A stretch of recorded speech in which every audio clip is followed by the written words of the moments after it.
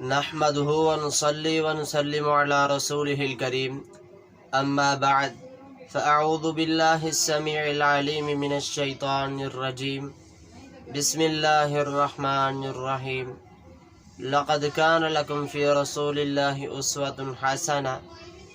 رسول اللہ صلی اللہ علیہ وسلم کے بارے میں اللہ سبحانہ و تعالی نے اس آیت کے بارے میں بتایا کہ رسول اللہ صلی اللہ علیہ وسلم کی زندگی ہمارے لیے آئیڈیل نمونہ ہے۔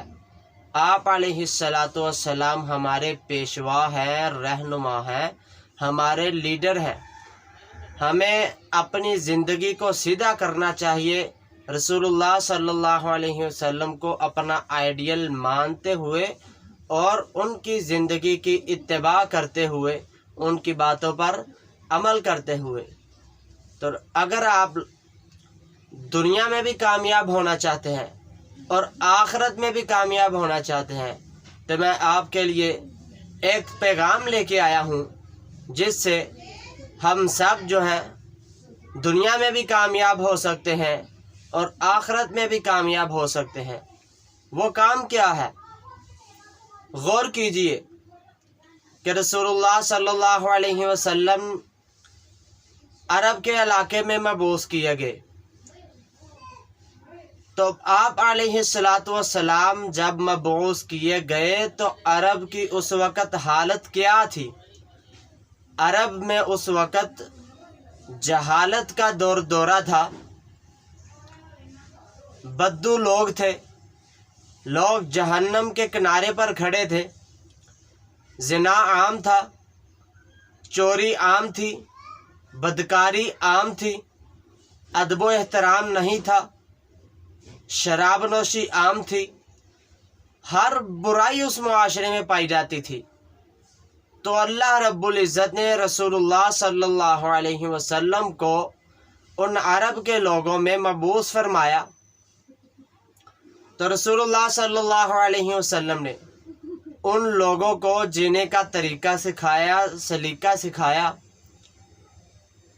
تو نبی علیہ السلام نے ہجرت کی مدینہ کے اندر، تو ہجرت کے بعد آپ علیہ السلام نے جو لوگوں کو زندگی گزارنے کا طریقہ بتایا، سکھلایا، جو زندگی گزارنے کے گر بتلائے، ہر ایک شعبے کے معاملات کو آپ علیہ السلام نے ڈسکس کیا۔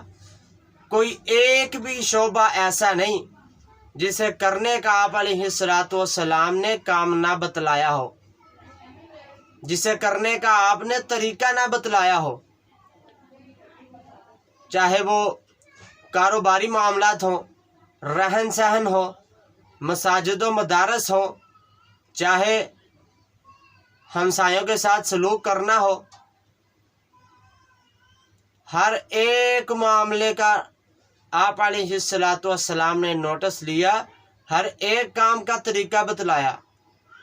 اگر آپ اپنی زندگی میں کامیاب ہونا چاہتے ہیں تو جو زندگی نبی علیہ السلام نے ہجرت کے بعد زندگی گزارنے کے طریقے بتلائے، سکھلائے ہیں، ان طریقوں کو اپنا لیا جائے تو ہماری دنیا بھی بہتر اور آخرت بھی بہتر ہو سکتی ہے۔ نتیجہ تو آپ کے سامنے ہے، پوری دنیا کو اس وقت نتیجے کا پتہ ہے اور رہتی دنیا تک انشاءاللہ نتیجہ ان کے سامنے رہے گا کہ آپ علیہ السلام نے زندگی گزارنے کے طریقہ سلیقے سکھلائے۔ تو حضرت عمر رضی اللہ تعالی عنہ 22 لاکھ مربع میل کے مالک ہوئے۔ یہ دنیاوی کامیابی ہے اور اخروی کامیابی کہ اللہ تعالیٰ نے جنت کے سرٹیفکیٹ عطا کیے ہیں۔ اللہ تعالیٰ نے ان کے بارے میں فرمایا ہے رضی اللہ عنہ ورضوا عنہ۔ حضرت امیر معاویہ رضی اللہ تعالیٰ عنہ، ان کے بارے میں آتا ہے کہ یہ 60 لاکھ مربع میل کے مالک تھے۔ تو یہ انقلاب کیسے آیا؟ یہ کامیابیاں کیسے ملیں؟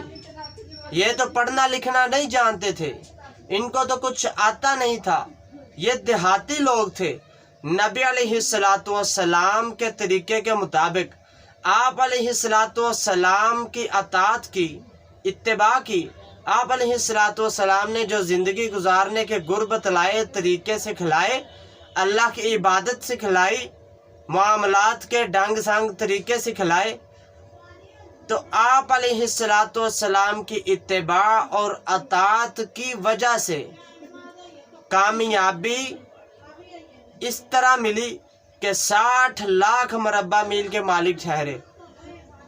اور آخرت کی کامیابی کے کیا کہنے کہ جن کے بارے میں اللہ تعالیٰ نے رضی اللہ عنہ ورضوا عنہ کہہ دیا، ان کو دنیا میں ہی جنت کے سرٹیفکیٹ، دنیا میں ہی جنت کی خوشخبری دے دی گئی۔ تو اگر آپ بھی کامیاب ہونا چاہتے ہیں تو جو آپ علیہ السلام نے ہجرت کے بعد زندگی گزاری، آپ بھی اسی زندگی کے مطابق، اسی طور طریقوں کے مطابق اپنی زندگی گزارنے کی کوشش کریں۔